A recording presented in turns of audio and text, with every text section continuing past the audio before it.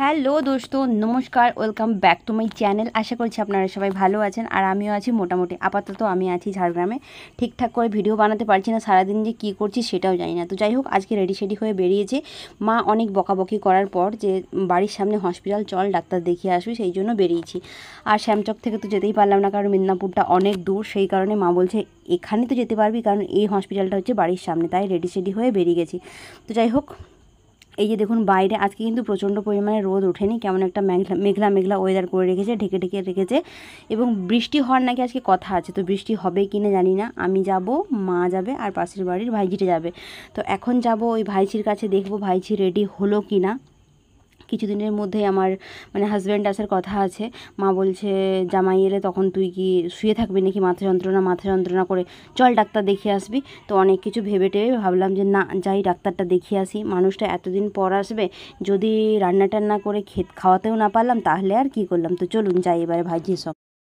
তো ভাইজির ঘরে এসে দেখলাম ভাইজি রেডি হচ্ছে, এবং ওকে জিজ্ঞেস করলাম কী রে তোর মাকে বলেছিস? ও বলছে হ্যাঁ মাকে বলেছি, মা কিছু বলবেন না, চলো। আর এই দেখুন, এগুলো কি ফল বলুন তো, কেউ বলতে পারবেন? হয়তো অনেকে চেনে না, আবার অনেকে চেনে না। যখন কলেজে পড়তাম না, এই ফলগুলো ভীষণ খেতাম, এবং যখন ছোটো ছিলাম তখনই খেতাম। বয়সের সাথে সাথে টক যেন আর খেতে ইচ্ছে করে না। কী ফল বলুন এটা? যদি জেনে থাকেন তাহলে অবশ্যই কমেন্টে বলবেন। আর আমি বলেই দিই তার আগে, এটা হচ্ছে কুসুম ফল। এই সময়টায় গরমকালে প্রচুর পাওয়া যায়। তো এটা হচ্ছে কুসুম ফল। চলুন যাই এবার হসপিটাল। রেডি? হ্যাঁ রেডি, চলো। এত কুসুম কে খেয়েছে রে? বাবা বাবা, তোদেরকে একটু ভিডিও বানাই, দাঁড়া। তাকাই দিকে শিবম, কিসের লজ্জা লাগছে? আমি ভিডিও বানাচ্ছি দেখে এখানে সব উঠে গেল, শুধু সুদীপ বাবু আছে। মাচাটা কে বানিয়েছে রে? এখানে হচ্ছে মাচাটা বানিয়েছে আড্ডা দেওয়ার জন্য, হ্যাঁ না বৌদি? একদিনও আসা হলো না জানো, এই মাচাটায় আড্ডা দিব বলে।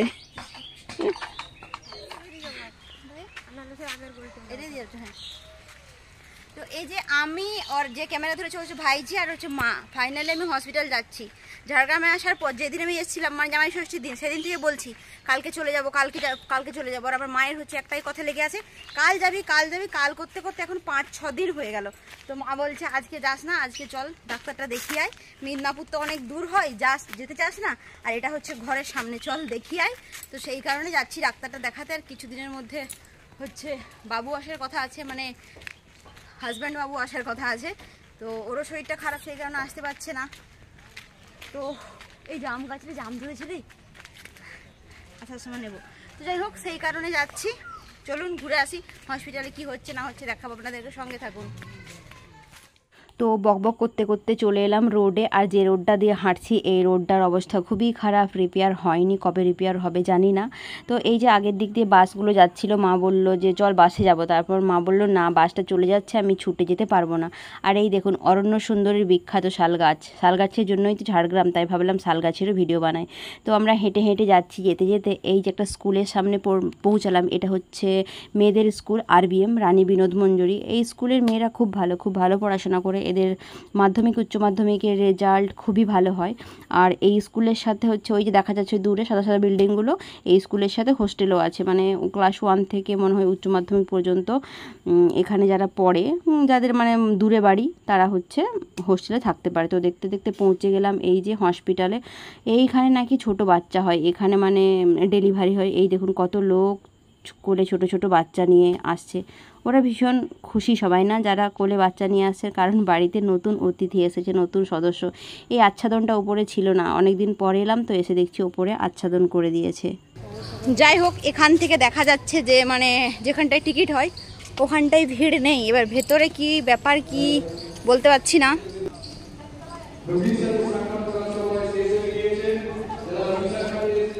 ডাক্তারটা দেখিয়ে দেখি কত সময় লাগে, কি ব্যাপার। ওই যে পেছন দিকে মাম্মিজি। অবস্থা আমার কপালটাই খারাপ। 17/6/2024 সোমবার ঈদুজ্জোহা উপলক্ষে বহির্বিভাগ বন্ধ থাকিবে। ছি, আমাকে কি আজকে আসতে হচ্ছিল? কি হবে এখন? পালিয়ে তো যেতেই হবে। ছুটি আজকে, সেই কারণে চারদিকে ফাঁকা। আর আমরা মহানন্দে নাচতে নাচতে আসছিলাম যে ফাঁকাই বেশ ডাক্তার দেখিয়ে নেব। আইসক্রিম খাচ্ছি বহু বছর পর।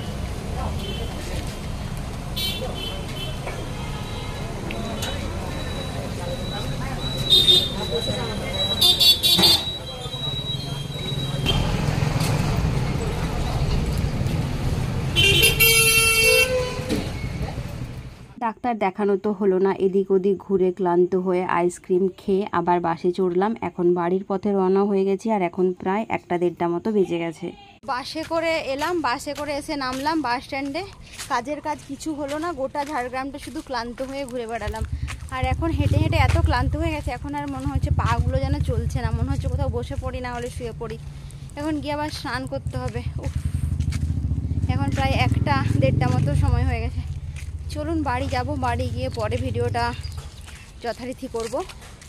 এখন হচ্ছে বাড়ি যাই। আমার মাকে দেখুন, ক্যামেরায় আমাদেরকে সুন্দর দেখাচ্ছে ফিল্টারের কারণে, না হলে একদম যা অবস্থা হয়েছে সেটা আমরাই জানি। যাই হোক, পরে দেখা হচ্ছে। হসপিটাল থেকে ক্লান্ত হয়ে ফিরে স্নান করে খাওয়া দাওয়া করে একটু শুয়েছিলাম। এখন প্রায় সময় হয়ে গেছে 5টা মতো। মা বলছিল চল একটু বড় মাঠের দিকে হাঁটাহাঁটি করে আসবি, শরীরটা ভালো লাগবে। কিন্তু শরীর তো আগে থেকেই খারাপ হয়ে গেছে, মাথা যন্ত্রণা করছে। এই যে ভাসগ্রান, এখন ভাসগ্রানটা খেলে হয়তো একটু শান্তি মিলবে, আবার নাও মিলতে পারে। কোনো দিন ভাসগ্রান খেলে শান্তি মিলে, আবার কোনো দিনও মেলে না। তো যাই হোক, ওষুধটা খেয়ে নিলাম। আর এই গরমের মধ্যে অন্ধকারে আমার বাবাজি কি বসে বসে পেপার পড়ছে কি জানি না। তো জানি না মা মাঠে গেল কি না, যায়নি। তো বাইরে গিয়ে দেখি মা কি করছে। এই ঝুম্পা, ঠাম্মিকে দেখেছো? ঠাম্মিকে না, ঠাম্মি মনে মাঠে দিয়ে গেল। তুই এই বলছিলি যে? হ্যাঁ, যা যা যা, তাহলে আমি আর যাবো না। ওষুধ টষুধ খেয়ে বাইরে বেরিয়ে এসে দেখি তো ঠাম্মি নেই। কি বলছিস? এসে চা খাবে, আসো। না, আমি 2 মিনিট চাটা খেয়ে যাচ্ছি, তুই যা।